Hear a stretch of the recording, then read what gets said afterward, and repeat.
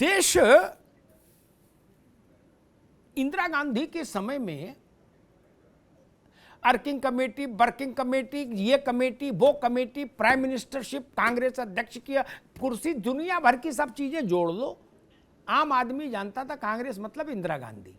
राव साहब, ठीक, वही रिजोल्यूशन थे, वही प्रस्ताव थे, वही सब थे, इंदिरा जी जो कुछ थे, ठीक, और किसी को कोई नहीं जानता था। अध्यक्ष तमाम रहे, छोटे बड़े लोग। ये बात ठीक है, भाजपा में नरेंद्र मोदी ही केंद्रीय चेहरा है क्या आज? ठीक बात है, जैसे इंदिरा जी थी वैसे ही नरेंद्र मोदी है, ये भी जान लीजिए। क्या राहुल गांधी की कोठरी राहुल गांधी को वैसा बनाना चाहती है कि एक इंप्रेशन ये जाए कि जिस पर हाथ रख दिया वो अध्यक्ष हो गया, बाकी संरक्षण अब राहुल जी का है और लार्जर देन लाइफ? तो क्या ऐसा लगता है कि राहुल गांधी, इंदिरा गांधी और नरेंद्र मोदी उस स्टेचर पर पहुंच गए हैं कि कांग्रेस में अध्यक्ष कोई भी बन जाए राहुल जी रहेंगे? राव साहब, यही तो सवाल, बुनियादी सवाल है। आप और मैं जो गैर राजनीतिक दल के नागरिक हैं, हमें दुख नहीं होगा? दो पार्टी सिस्टम कितना जरूरी है हर विकसित लोकतंत्र में। अमेरिका, ब्रिटेन, हर जगह यही है। क्यों भारत में विकसित लोकतंत्र नहीं बन पाया आज तक? अब नरेंद्र मोदी को सोचना पड़ेगा, वो पार्टी को ही तानाशाही को ले जाएंगे या लोकतांत्रिक बनाएंगे उसको?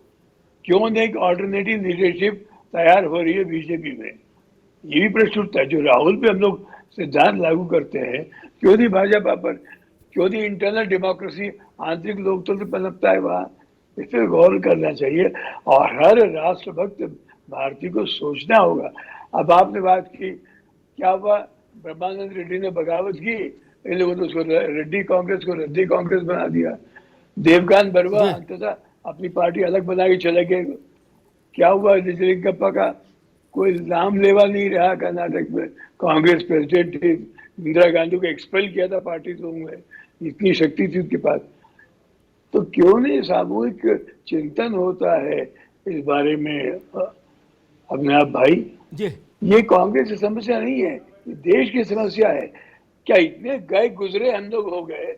वैशाली से बात करते हैं लोकतंत्र की हम लोग, आज कहाँ पहुंच गए? अरे उम्मीदवार नहीं मिला कांग्रेस पार्टी को अध्यक्ष पद के लिए, वही कठपुतली आ रही है। किनके हाथ में डोर है उनकी? शशि थरूर की डोर किनके हाथ में है बताइए? हो भी गए तो क्या कर पाएंगे वो? तो मुझे लगता है तो बड़ी दुखद स्थिति है। ठीक बात और हर जी नवेद शिकोह के पास चलेंगे। कम से कम वाजपेयी जी के समय में किस दिन अटल लाल कृष्ण आडवाणी उप प्रधानमंत्री बन गए ये किसी को नहीं पता लगा, और इस मैंडेट के साथ बन गए कि वाजपेयी जी आप अपने स्वस्थ रहते आडवाणी के लिए रास्ता प्रशस्त कर दीजिए, ठीक। और आडवाणी के रहते नरेंद्र मोदी के लिए रास्ता प्रशस्त हुआ। ये दोनों किसी के रिश्तेदार नहीं, ना आडवाणी वाजपेयी रिश्तेदार थे, ना नरेंद्र मोदी और आडवाणी रिश्तेदार थे। इतना तो हुआ कम से कम। कांग्रेस में जो फर्स्ट फैमिली है वो मुझे याद है वाजपेयी जैसे नेता के समय में जना कृष्णमूर्ति थे, वो वाजपेयी के रिश्तेदार तो नहीं थे, अध्यक्ष थे। तो ये जो मसला बार बार आता है कि जब आप पूरे प्रदेश देश भर से ये लिखवा के मंगवा लोगे कि नहीं भैया ही रहें, तो क्या आपकी प्रक्रिया पर पूरे पर सवालिया निशान नहीं खड़ा हो जाता है? ये रोका नहीं जा सकता था क्या नवेद सख्ती के साथ प्रदेश कमेटियों से कह के कि इंडिविजुअली भाषण दीजिए, ठीक है, लेकिन ये चिट्ठी में लिख के मत भेजिए प्रस्ताव में? ये पूरी प्रक्रिया को संदेह के घेरे में खड़ा कर देगा। मैं ये कहना चाह रहा हूं नवेद जी को। बिल्कुल सही, ये सवाल उठ रहे हैं और ये कहा जा रहा है कि हाईकमान से 10 जनपद से इस तरह का राज्यों में इस तरह की एक इंडिकेशन होगा कि आप प्रस्ताव भेजिए, या ये हो सकता है या फिर चमचागिरी हो सकती है। दो चीजें हो सकती हैं और दोनों चीजें बहुत निगेटिव हैं। और आप जैसा बात कह रहे हैं बिल्कुल जी होना चाहिए था। चुनावी प्रक्रिया में कोई इस तरह की सिफारिश और प्रस्ताव का कोई मतलब नहीं होता। ये ऊपर से आदेश आ जाता तो ये नहीं होता। ये हल्ला मचवाया जा रहा है, इस बात में कोई शक नहीं है। देखिए, मैं एक बात जरूर कहना चाहूंगा कि देखिए, कोई भी दल होता है, और ये कांग्रेस के साथ तो ये बहुत गहरी बात है, क्योंकि एक परिवार ने एक पार्टी पे कब्जा करके रखा है, ये आरोप गलत नहीं है। लेकिन ये भी सच है कि कोई भी राजनीतिक दल होता है, उसमें हर दौर में एक बड़ी ताकत होती है। राहुल गांधी ने कहा ट्रैक रिकॉर्ड दिखाया, अभी 10-5 किलोमीटर रोज चलना कोई ट्रैक रिकॉर्ड नहीं है मित्र। इंदिरा गांधी होने के लिए, मोदी होने के लिए तो बहुत अभी miles to go before I sleep. ठीक है अंशु जी, आएंगे बाद। मोहम्मद तकी, जो समस्या कांग्रेस में है लग रहा वही आम आदमी पार्टी में भी आ गई। बोले बाकी सब ठीक है लेकिन रहेगा सब केजरीवाल जी की छत्र छाया में, संयोजक वही रहेंगे। देखिए, पार्टी के लोगों को उन पे पूरा विश्वास है और लगातार वो पार्टी को आगे बढ़ाते तो वही तो राहुल जी का कांग्रेस कह रही है कि राहुल जी पे विश्वास है। गांधी का कांग्रेस का 54 साल लगातार वो देश पे काबिज रहे हैं, उनकी सरकार रही है, उनका लंबा इतिहास है। कांग्रेस परिवार के अंदर एक परेशानी ये है, राहुल गांधी परिवार के अंदर ये सोचते हैं उनके जो बंदा है, जो गांधी परिवार का है, उसको प्रधानमंत्री बनने का अधिकार जन्म से देकर अधिकार है, जन्म से अधिकार लेके पैदा हुआ प्रधानमंत्री बनेगा, उससे कम पे बात ही करना नहीं चाहता।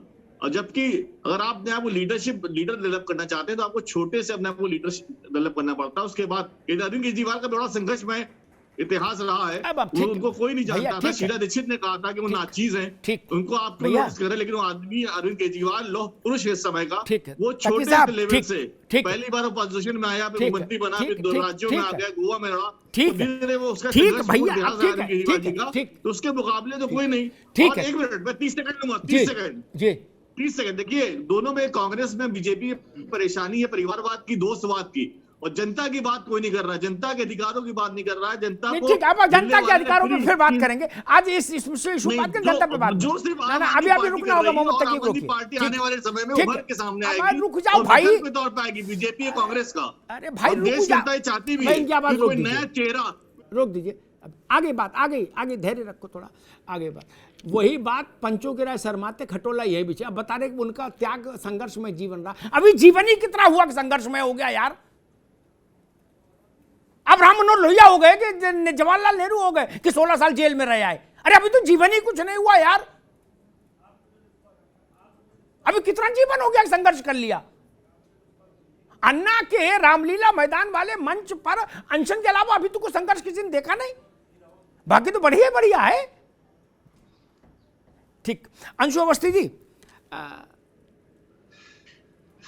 आप कुछ कहना चाह रहे थे, कुछ उत्तर देना चाह रहे थे किसी की बात का?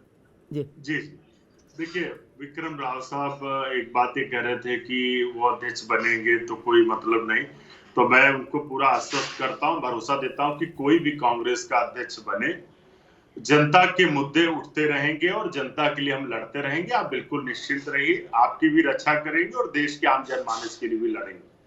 जब भी आप आवाज देंगे हम खड़े होंगे, चाहे जितना आप शंका से देखें, चाहे जितना आप आलोचना करें। आनंद दुबे जी सरदार पटेल साहब की बड़ी वकालत कर रहे थे। साहब देखिए, 1946 की बार बार बात करते हैं। जब 1946 में मौलाना अबुल कलाम आजाद अध्यक्ष थे, उनको शायद जानकारी हो कि उनको कार्यकाल बढ़ाना पड़ा था क्योंकि सेकेंड वर्ल्ड वॉर चल रहा था, और 6 साल तक वो अध्यक्ष रहे थे क्योंकि पूरी वर्किंग कमेटी जेल में थी, आजादी की लड़ाई में आंदोलन कर रही थी। तो जिन लोगों का कोई इतिहास नहीं है वो तो दूसरों पर ही कीचड़ उछालेंगे, दूसरों के ही पर्दे उठा उठा कर देखेंगे। और हम तो ये बार बार इस बात को कह रहे हैं, क्या कभी जनसंघ और आरएसएस को सरदार पटेल ने पत्र लिखा था कि मेरे साथ ऐसा हुआ या मेरे साथ वैसा हुआ? अरे वो लोग आजादी की लड़ाई लड़ रहे थे। जो लोग पंडित जवाहरलाल नेहरू जैसे लोग, पटेल, कलाम, सभी जो 10 साल से ज्यादा जेल रहे हो, क्या वो कोई प्रधानमंत्री टारगेट करके जो है वो राजनीति करने में आए थे? वो देश की आजादी की लड़ाई लड़ रहे थे। आप इस तरीके की बातें करके उन महापुरुषों के कद को छोटा करने की कोशिश मत करिए, मेरा आपसे यही अनुरोध। ठीक बात, ठीक, क्योंकि आपके जो लोग हैं वो कपड़ों से लोगों को पहचानते हैं, तो ठीक है, लेकिन आप कम से अंशु भाई आगे बात, सवाल आगे अंशु, आनंद दुबे जी रिस्पॉन्ड करिए। वो कह रहे हैं कि जो लोग आजादी की लड़ाई में लड़ने आए थे, और ये बात इतने बात से मैं सहमत हूं, उस वक्त जो लोग लड़ाई लड़ रहे थे इंक्लूडिंग पंडित जी, नेहरू जी, उनको किसी को उम्मीद नहीं थी कि मेरे जीवन काल में देश आजाद हो जाएगा। सब ये मानते थे कि भैया हम तो चले जाएंगे लेकिन एक लड़ाई चलती रहेगी। देखिए, मैं इस बात में कहीं से भी कोई विरोध नहीं कर रहा, जी। ना मेरा इस पर कोई वो है। पंडित जवाहरलाल नेहरू इस देश के बड़े नेता रहे, हमारे प्रथम प्रधानमंत्री रहे, और उनका देश की आजादी के योगदान में महत्वपूर्ण योगदान है, इससे कोई इनकार नहीं कर रहा है। इंदिरा जी बड़ी नेता थी, इससे भी कोई इनकार नहीं है। राजीव जी बड़े नेता थे, इससे भी कोई इनकार नहीं है। लेकिन इतिहास में जो चीजें हैं उनको फेवर करने के लिए क्या क्या चीजें हुई हैं, इससे भी तो आप इनकार नहीं कर सकते। ठीक वैसे ही जैसे कांग्रेस पार्टी कहती है कि आजादी हमने दिलाई, चलिए ठीक है, तो फिर ये भी तो बताना पड़ेगा कि देश का बंटवारा किसने कराया। ये जो विभीषिका हुई, अमिताभ जी, जिसमें लाखों लोग मारे गए, वो देखिए, किसने कराया, हमने ये भी तो बताना पड़ेगा। आपकी इस पूरी किसकी डिबेट में देखिए, सबसे मैंने बड़ी एक बात बार है भी इस बात कि को मीठा नहीं मीठा किया गप कि गप सिर्फ कड़वा कांग्रेस कड़वा आजादी की ये नहीं होगा। लड़ाई या आजादी दिलाने में रही है।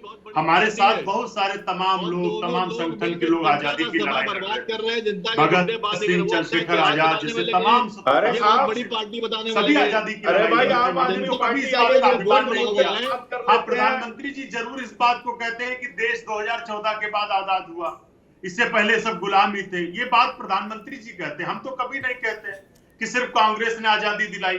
कांग्रेस के साथ लाखों करोड़ों का जनसमूह था जिसके समर्थन से इस देश को आजादी मिली।